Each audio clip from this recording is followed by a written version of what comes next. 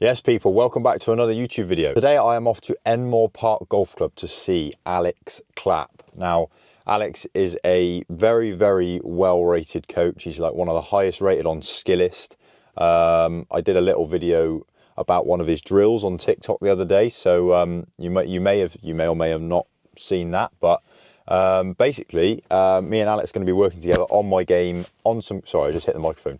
We're going to be working together on my game, on some content, and I think it's going to be really enjoyable for you to watch and get a little insight into the golf lesson of, I am a professional golfer still, but the golf lesson of a professional golfer / elite golfer.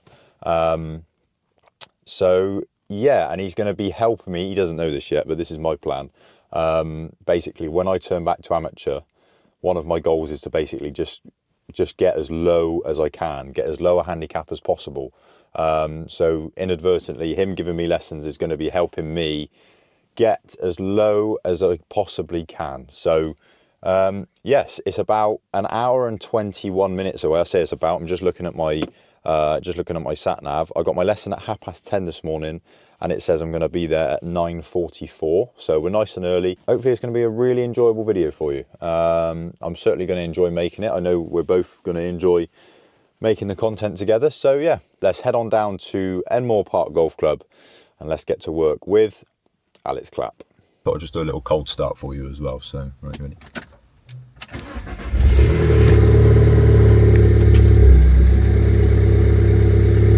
That wasn't that loud today. That's embarrassing. Anyway, I'm just like, I do the cold start and it's like, and then the next day it's like, so that was a day.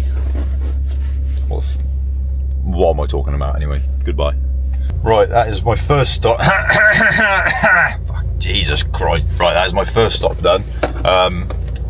Fuel, because it is quite a while and I didn't have any. So I had to get some. Didn't want to get any when I was on the motorway because that's just loads of money. So first stop done is fuel. Got myself a drink, got myself a little flapjack for my breakfast. Feels like a nice soft flapjack and I love a soft flapjack. So anyway, that's my breakfast.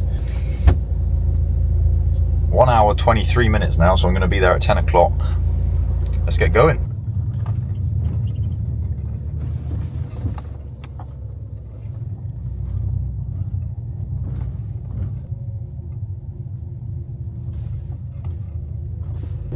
Wow, it looks quite busy. Let's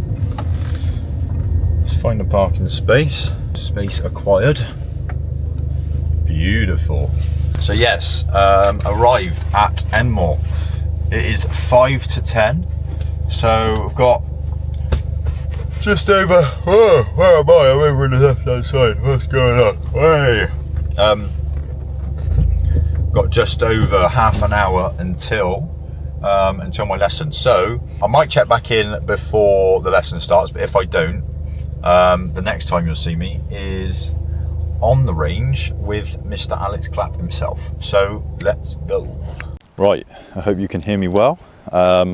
I've got my dual microphones in now because I'm going to give one to Alex in a second, but we are here, we are on the range. Just going to give you a little, this practice facility is unreal, by the way. Look at this. Pitching greens over on the left, huge field, goes down to like 320, well, even maybe looks nearly 350. Huge field. Got all these grass bays over here, undercover bays, and a chipping green behind us. Now that is a practice facility, so I'm going to get the camera set up. Alex is going to be out in a minute. Right, I'm just going to get warmed up whilst I'm waiting for Alex to come out.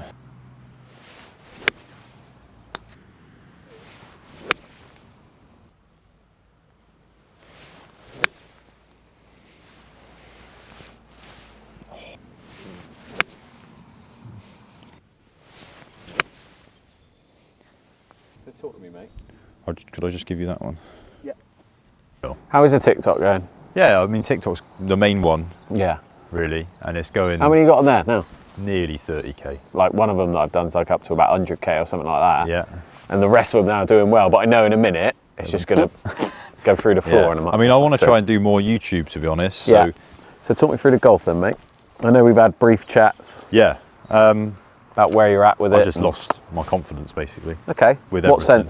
sense? Just like I go on the golf course and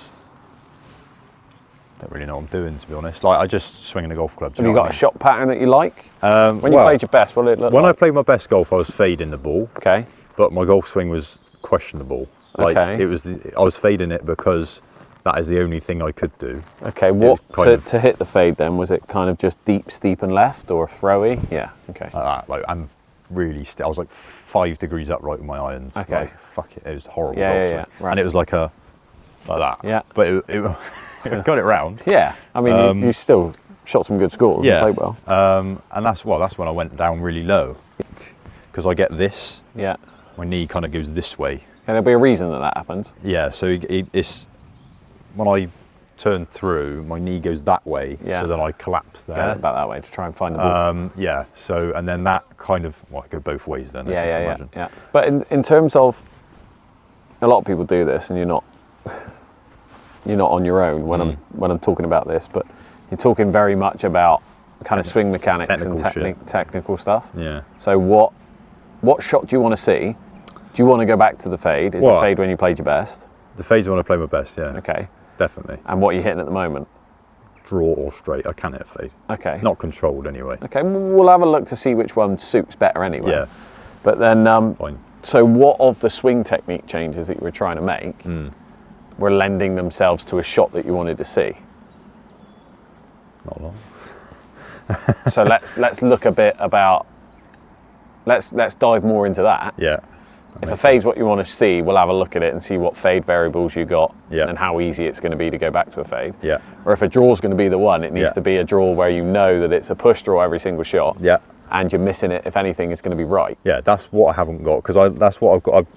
I'm seeing a draw at the moment, and I've seen a draw for the last like year or so, and I'm just not used to seeing a draw. Yeah. And I don't know how big that draw's going to be. A draw is a good draw if it never crosses over. Yeah. As simple as that. Yeah. And it's the same with a fade. A fade's a good fade if it never crosses over. Yeah, okay. And it curves the right way. So if a fade's always curving left to right, and it never crosses over, it's always working towards the flag. Okay, yeah. Same way as if you're starting the ball right at target, hitting the push draw, it's always working towards the flag. It's never crossing over. Yeah. That's the first thing that you need to do, is you need to get your dispersion down from that to that. target and right of target if you're hitting draw, or target and left of target if you're hitting fade. Yeah, that makes sense. And we can never eliminate one side of the course. Of course not. We can do but we can give ourselves a best chance to do that. Yeah, that's fine. Do you have swing length stuff for your wedges? No, so that would be something that we'd look to get in. It's always been a system. I know a lot of people do rely on feel. Yeah, but I rely on feel, but I'm shit. If you haven't got, if you rely on feel and you're not very good at it, understanding, and it doesn't even need to be. It needs to be at 9 o'clock, 10 o'clock, 11 o'clock. It just needs to be waist high, chest high, shoulder high. Simple as that. And what does that produce? Yeah. And if you do that with every one of your wedges, and you go right waist to waist, chest to chest, shoulder to shoulder with your 4 wedges you got in the bag. Yeah, you got a lot of That's yardages. 12 yardages straight away. And then all of a sudden, if you want to loft one a little bit higher, you go at the front of your stance, open the face, lower back of the stance, lower it. Then you can mess about all your yardages. Yeah. And then you can also, if you want to go further from that, you can go, okay, well, I'll go chest to shoulder now, and then I'll go waist to chest and things like that to see what those characteristics would change. Yeah. And then you'll have like 50 yardages, and all of a sudden you'll become a wedge wizard. But we'll get deeper into that before we go down. Makes so sense, doesn't hit it? some stuff, keep warming up, and then we'll grab mid iron and we'll go from there. Because I'll give you my ideas on what I see suits more. Yep. And we'll chat about it from there. Yep. So divot depth. Historically, probably a little bit deep, or is it a little bit shallow nowadays? Deep, yeah. And deep when I don't trust it. Okay. I go real steep because I just try. I'm like, because you know that you can almost trust that. Ball first. You know you can almost trust that and just go deep left and just hit the shot. Yeah, but it's not terrible, to be honest. It's quite, I would say, nice, especially since I got the new irons. So toe strikes, toe heel. Don't really know. No patterns. Not necessarily a pattern. Yeah. Sometimes toes. Yeah. I would say I strike the ball pretty well. Yeah. So the strike's middle of the face. Generally. I say I don't see a pattern of heel or. There's definitely on the woods. There's definitely a pattern. Yeah. Definitely toe. Yeah. With the woods. Yeah. But with the irons, it's pretty even. Okay. Fine. Across the face. So. So full wedge is not much of a problem, strike-wise. Yeah, strike-wise, full shot's fine. As soon as I get like... Yeah, as soon as you don't have a yardage and you gotta feel it, that's when it goes. And it's all strike. It's not... it's just that I just feel like I'm... Where does strike go when you're doing that then? Toey, deep? It goes very fat and it feels toe deep. Yeah, so, it feels like toey and deep down in the ground. Because obviously steep doesn't mean deep. No, yeah, it's toe deep. It's really deep and toeing. Yeah. Okay, fine. Yeah. And we'll have a look at that and how that can pattern as well and what that looks like. So that's fine.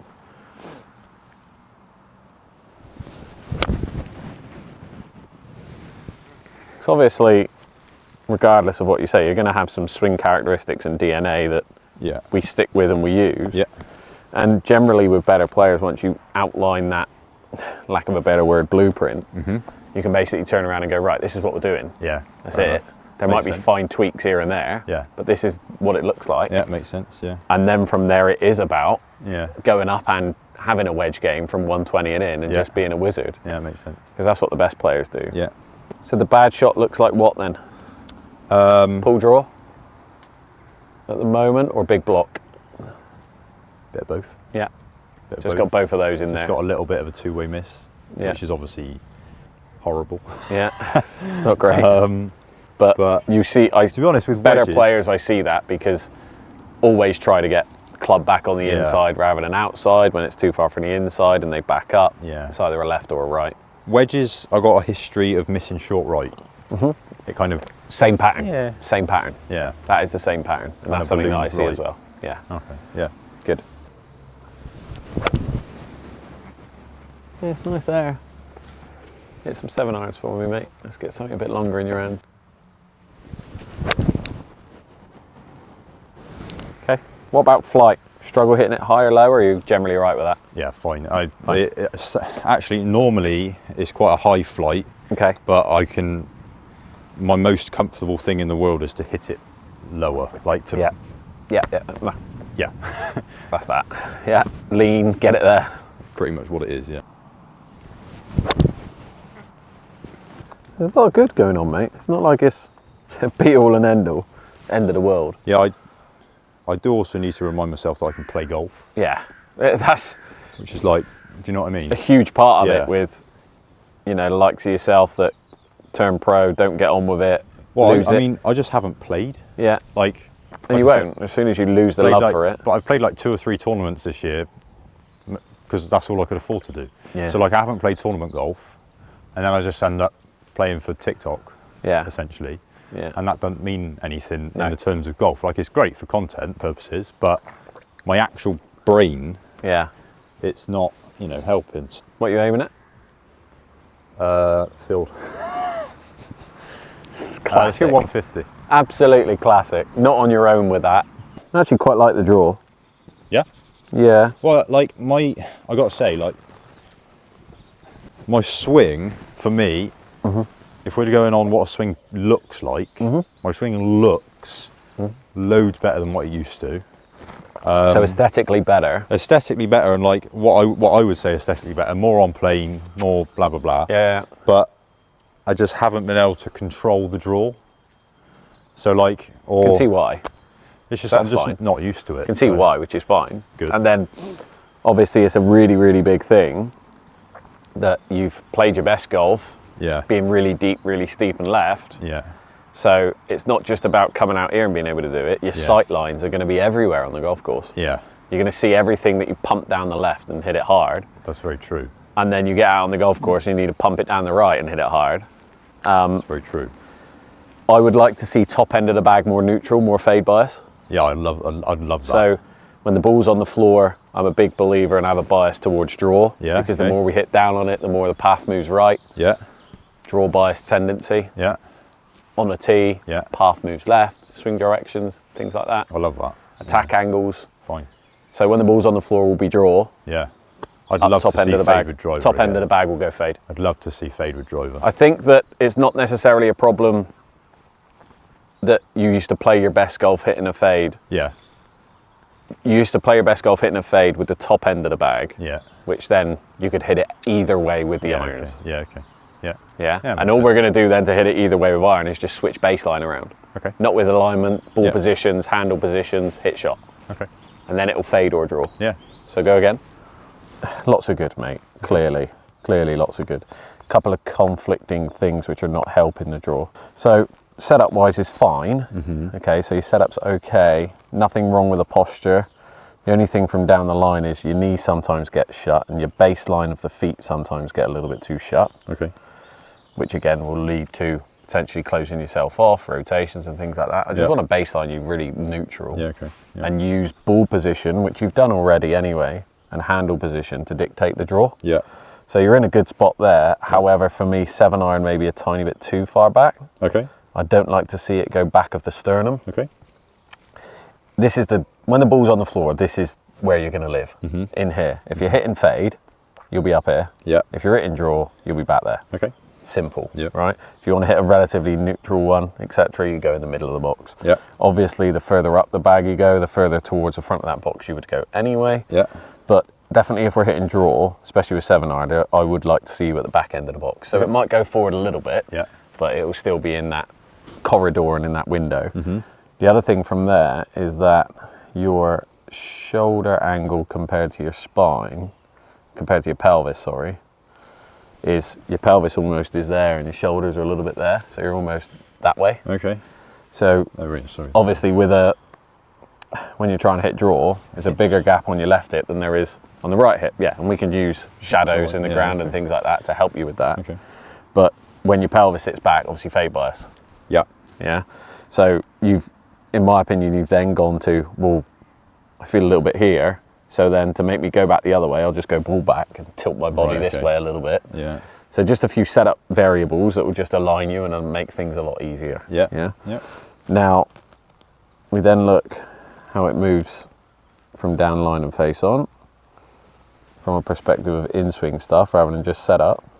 And takeaway moves fine, to there is fine, load it to the top pretty darn well with enough depth for your draw. So good in terms of a look from down the line. You are keeping that elbow more in front of you as well, which helps. Right. But then we have a look from face on just before you take the club away, and you see that right hip and that shoulder sits even more pronounced forward. Yeah. Right, so that's another thing that's going to hinder how you're going to hit your draw. Okay. But then from there, move well to here. Then there's a little bit of that collapse onto that lead side this way. Oh, that. Yeah. And that's why, and again, that'll be where the shoulders are positioned and the sternum is positioned at setup. Yeah. That you're basically just recreating what you made. Okay. And so then it sits, it's just a little bit too much of a fade pivot. Okay. Which is why then as you come into the ball, Yeah. it gets a little bit down and ahead of it. Yeah. Not very draw biased at all. I've always done this as We well. never want the head ahead of the ball.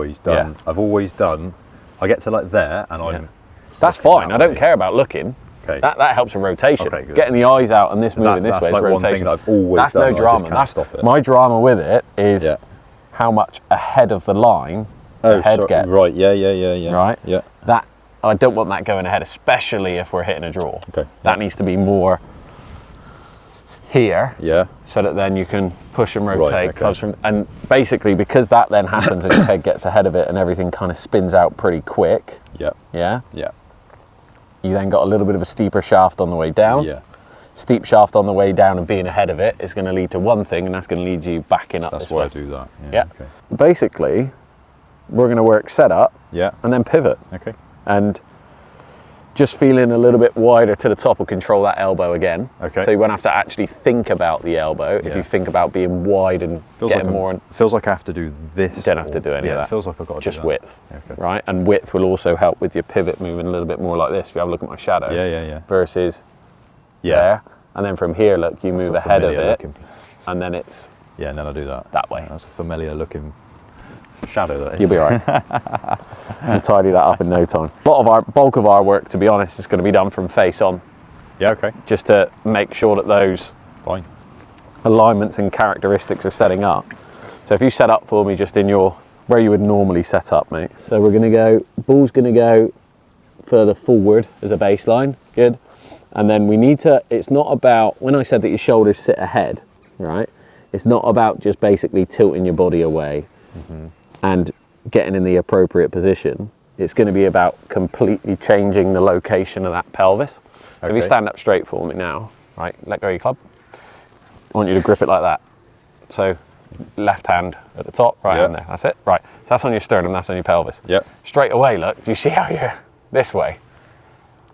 Do you feel that way, or is that just where you live? That's just where I live. You'll see it on the camera in a minute, that's where you live, right? Hang on, where am I? Your upper body sits ahead of Really? Yeah. Okay. Yeah. So now, see how you're doing that? You're doing it through bending. Yeah. You don't need to do it through bending. Yeah. Keep this here. Yeah. Shift the pelvis location forward. This way. Oh, sorry, that. That's it. See that? See the difference there? Right. Okay. Does that feel much different or not? Am I skew with? You stand skew with. Yeah. You stand like that. Yeah. It feels like I'm doing that. Yeah. You ain't. Okay. There you go. Perfect. And that now is in a much more biased position to hit a draw. Okay. Just swing and hit one from there for me. Good. So before and after, you've got, and I know it feels quite exaggerated to you. That looks really uncomfortable. I look like this. Yeah, well, you will do because of, and that's where you live, Yeah. right? And that's through That looks really uncomfortable. through lazy posture. It could be, what do you do for a job on your Thursday to Sunday? Delivery driver. Right. So you sat like this Sat in on the fucking sat like back. this Yeah, on like a car that. all Yeah. day. I literally that. Where's your like hip? that, Where's your yeah. hip? And where's your sternum? It's what it is. People that live at a desk, they're like this. Yeah. Okay. The whole thing, and their rib cage then sits open and that way. Yeah. You don't. You sit high on the right hip. Yeah. And you lean. Yeah. Well, you need to start training the drive. Hang on. I'll drive that way. There you go. So go over to America or something and lean on the opposite side and you'll be all right. Right, my deepest apologies at this point, but the microphone's actually cut out and I didn't know until I've just sat down to edit this video. So what I'm going to do, I'm going to finish editing and then come back and do a voiceover for you for the rest of it, so you can still talk you through basically what we're doing, what we're working on, and you can still get the benefits from this video. So bear with me and we will be back with the voiceover any second. So essentially, thankfully we actually caught most of the information. So the only thing left in this video is essentially me having to exaggerate the backswing. You see what Alex was doing there? He's trying to get me to exaggerate the width in my backswing. Essentially, that will allow me to have my right elbow out in front of me a bit more, because it does get behind me, but it's not the elbow's fault, it's the way I move. So the more extension I get in the backswing, the more width I get in the backswing, allows the club to get into a better place. So essentially these next clips are me working on that, so I'll let these play for a sec. Pitch it. It's better.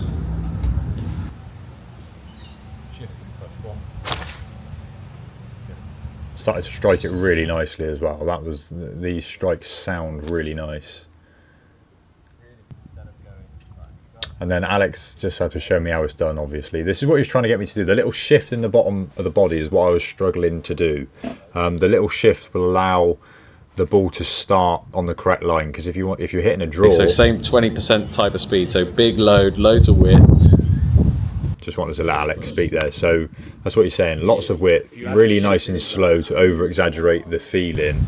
But the shift in the lower half of the body will basically allow the ball to start on the correct line. So if you're hitting a draw, it'll allow it to start a few yards right and let it draw back. There you go.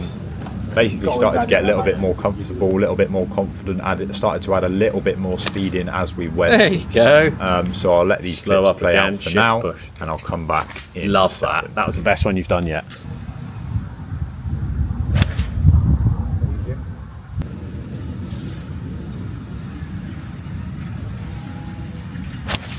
There you go.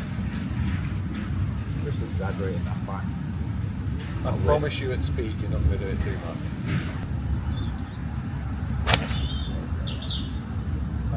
Okay, you're a bit left of it, but that's fine for a baseline fade. No problem. So now moving into driver, if we go back to the start of the video, we say that we're going to be hitting fade with the longer clubs, especially with the driver off the tee. And that is exactly what I started doing. Literally the exact same swing feel with the irons, but the irons create a draw and the driver creates a fade. Now for me that is so simple, so easy to replicate, and that gives me a bunch of confidence.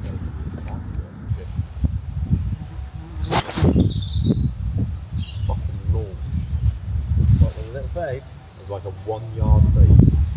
One thing to add as well, I wanted to gain a little bit more distance again. I'm 6'6" and I've got long levers and I feel like I don't use them. And this extension in the backswing is allowing me to use my levers, and in turn I was carrying it probably maybe 10 yards further already. Well, that was incredible. Shout out to Alex. That was an awesome lesson. It's really made me understand the things that I do in my swing. They're caused by something. It's not just fix that, it's fix what's causing the problem, not the problem. That makes so much sense for it to be not mainly but somewhat setup based, which is great because I know I can just set myself into those positions and then go. But it's set up and then over exaggeration of the backswing, and then it all falls into sequence. I'm not going to waffle on too much about that because he did do a great job of explaining it, and as I said, I'll try and overlay the footage perfectly, so I hope you've enjoyed that footage. So for the rest of the day I'm going to head home and do a load of editing, get a YouTube video edited. What a day. Shout out to Alex, thank you for having me down. More to come in the future as well, which will be awesome. Anyway, I hope you enjoyed that video, people. If you are new, please hit that subscribe button, hit the like button, hit the notification bell, and leave a comment of what you want to see next. As I said at the start of the video, going back into amateur golf, my goal is to get my handicap as low as possible. That is going to be the journey. I appreciate you all, and I will catch you in the next video. Peace.